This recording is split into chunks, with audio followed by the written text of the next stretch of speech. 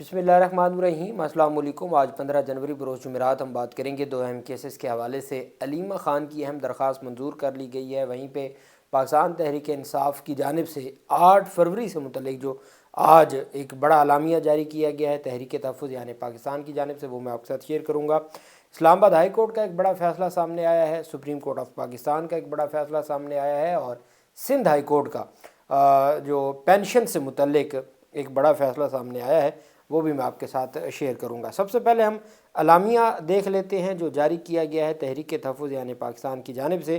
تحریک تحفظ یعنی پاکستان نے اعلامیہ جاری کیا ہے کہ تحریک تحفظ یعنی پاکستان کے فیصلے کے مطابق 8 فروری 2026 کو الیکشن میں عوامی مینڈیٹ کی پامالی اور ووٹ چوری کے خلاف ملک گیر ہڑتال کی جائے گی، جو آئینی حقوق، حق ووٹ کی بحالی اور جمہوری اصولوں کے تحفظ کی جد و جہد میں ایک فیصلہ کن موڑ ہے۔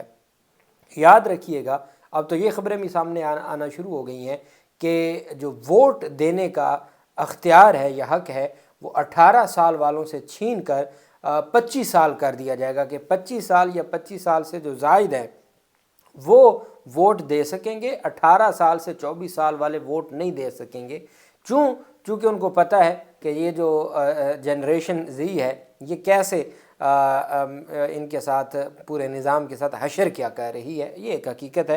اور اب اس طرح کی خبریں آنا شروع ہو گئی ہیں، سینئر صحافی اس طرح کی خبریں دے رہے ہیں کہ جی اس نظام کی جانب سے یہ فیصلہ کیا جا رہا ہے کہ 28ویں ترمیم میں 25 سال سے ووٹ کا حق دیا جائے۔ اب یہ پتہ نہیں کیا معاملہ ہے اور کس طرف نظام کو مزید ملک کو لے کے جانا چاہتا ہے۔ اچھا، اب تحریک تحفظ یعنی پاکستان نے مرکزی کوارڈینیشن اور ایڈمن کمیٹی قائم کی ہے، جو ہڑتال کی مکمل نگرانی کرے گی، رہنمائی اور رابطہ کاری کے فرائض انجام دے گی۔ یہ کمیٹی تمام صوبائی اور علاقائی کمیٹیوں کے ساتھ براہ راست رابطے میں رہے گی اور ہڑتال کی تیاریوں، پیش رفت اور نتائج کا جائزہ لے گی۔ سینٹرل کوارڈینیشن و ایڈمن کمیٹی ملک بھر میں ہونے والی ہڑتال کی سرگرمیوں کی نگرانی، ضروری رہنمائی فراہم کرنا اور کسی بھی غیر متوقع صورتحال کے لیے فوری اقدامات یقینی بنائے گی۔ ہڑتال کو یقینی بنانے کے لیے تمام صوبائی، علاقائی اور ضلعی کمیٹیوں کو احتجاجی مہم چلانے، شٹر ڈاؤن کو منظم کرنے اور پہیہ جام کی مؤثر منصوبہ بندی کرنے کی ہدایت کی جاتی ہے۔ یہ کمیٹیاں فوری طور پر عوام، تاجروں، مزدوروں، طلبہ، وکلاء اور دیگر پیشہ ورانہ تنظیموں و شعبہ زندگی سے رابطہ قائم کریں گے تاکہ ہڑتال میں عوامی شرکت کو وسعت دی جا سکے۔ ہر صوبائی ریجنل کمیٹی کو اپنے خطے کے حالات کے مطابق مناسب اقدامات ترتیب دینے ہوں گے، جس سے ملک گیر ہڑتال میں عوامی شرکت کو یقینی بنایا جا سکے۔ تمام کمیٹیاں مرکزی مانیٹرنگ سیل کے ساتھ مسلسل رابطے میں رہیں گی، جو ہڑتال کے دوران ہم آہنگی اور نگرانی کا فریضہ انجام دیں گے۔ ہڑتال کی پرامن نوعیت کو یقینی بنانا سب کی اجتماعی ذمہ داری ہوگی۔ تحریک تحفظ یعنی پاکستان ملک کے تمام شہریوں، تنظیموں، جماعتوں اور اداروں سے اپیل کرتی ہے کہ وہ اس تاریخی ہڑتال میں بڑھ چڑھ کر حصہ لیں، آئین، جمہوریت اور انصاف کے تحفظ کا واضح پیغام دیں۔ یہ ہڑتال نہ صرف احتجاج کا اظہار ہے بلکہ قومی یکجہتی اور قانون کی حکمرانی کے عزم کا بھی پرچم ہے۔ ہم سب مل کر ایک پرامن، منظم اور مؤثر احتجاج کے ذریعے اپنی آواز بلند کریں گے۔ یہ پاکستان تحریک انصاف کی جانب سے جاری کیا گیا۔ وہیں پہ ایک اور بڑی پیشرفت سامنے آئی، وائس پریزیڈنٹ ہیں سندھ سے خوشحال خان اوان۔ خوشحال خان اوان نے ایک ریفرنس کیا تھا سابق جو جج ہیں اسلام آباد ہائی کورٹ کے، Shaukat Aziz Siddiqui, supreme court bar ایسوسی ایشن کے وہ نائب صدر ہیں سندھ سے، خوشحال خان اوان۔ انہوں نے ایک ریفرنس کیا تھا جی کہ چلیں، کسی اور نے تو ریفرنس نہیں کیا، تو شوکت عزیز صدیقی جو ہائی کورٹ کے جج تھے، جن کو ہٹا دیا گیا تھا، بعد میں وہ بحال ہوئے لیکن ریٹائرڈ ہو چکے تھے، اس کے بعد ان کو ایک عہدہ دیا گیا۔ وہ کہتے ہیں میں نے عہدہ اس وجہ سے چھوڑ دیا کہ مجھے یہ پتہ چلا کہ جی یہ عہدہ مجھے کمپنسیشن کے لیے دیا گیا۔ یہ وہ شوکت عزیز صدیقی ہیں جنہوں نے ووٹ کیا تھا سرفراز ڈوگر صاحب جب چیف جسٹس بنے ہیں۔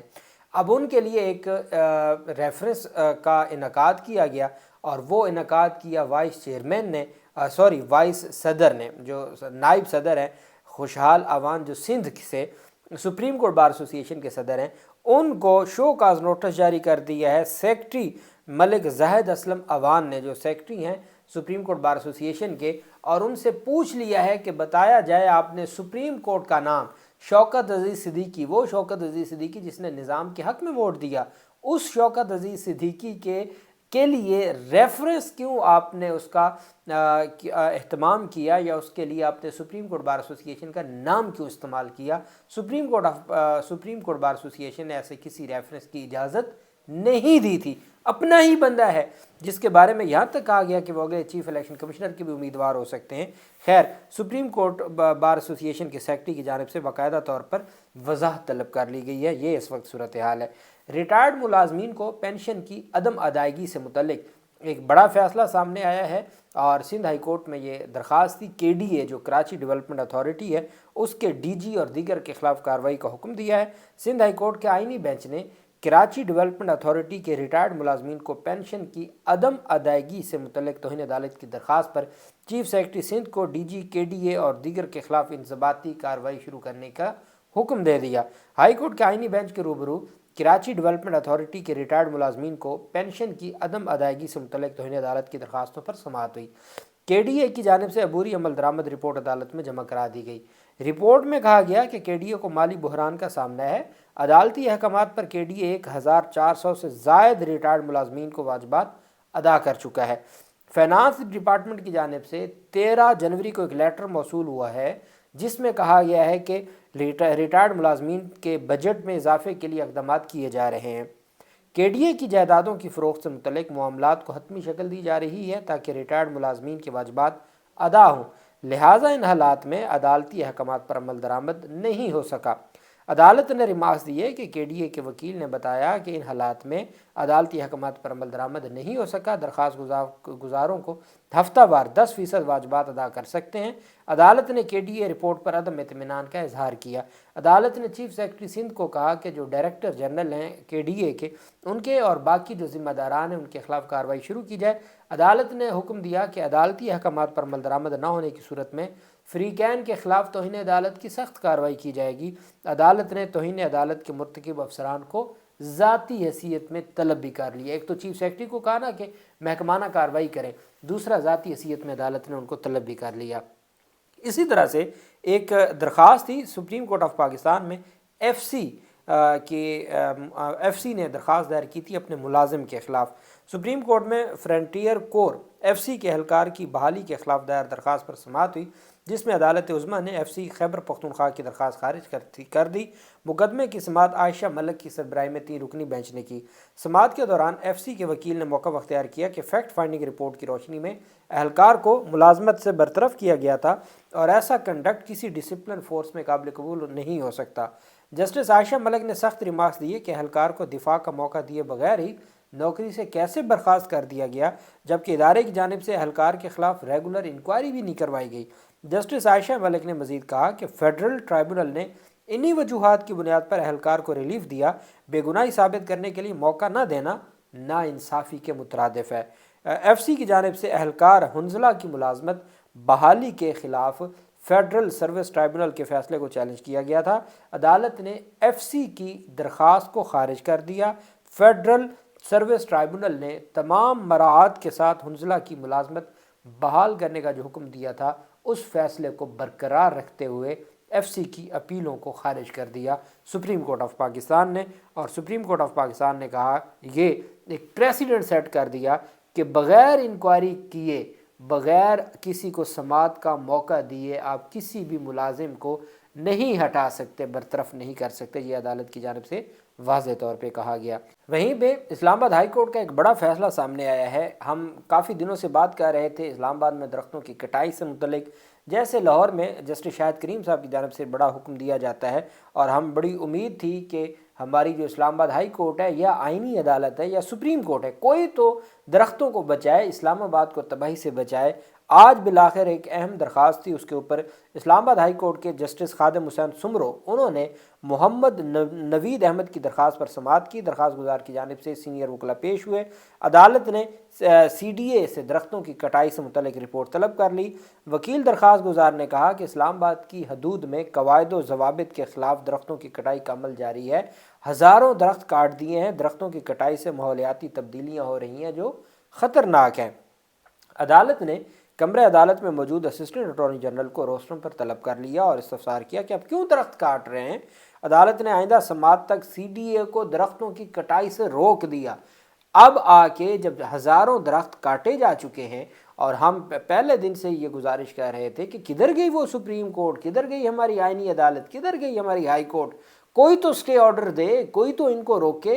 सबको इंतज़ार था कि हमारी अदालतें कोई एक्शन लें। और ये जो हज़ारों दरख्त काटे जा रहे हैं मोहसिन नकवी की सरबराही में, वहाँ पे जिस तरीके से रोड्स बन रहे हैं, जिस तरीके से अंडरपास बन रहे हैं, कंक्रीट का जो है वो उसको दोबारा से शहर बनाया जा रहा है, जो दरख्तों का और जंगलों का एक खूबसूरत शहर था और सब्ज़ा था उसको तबाह कर दिया।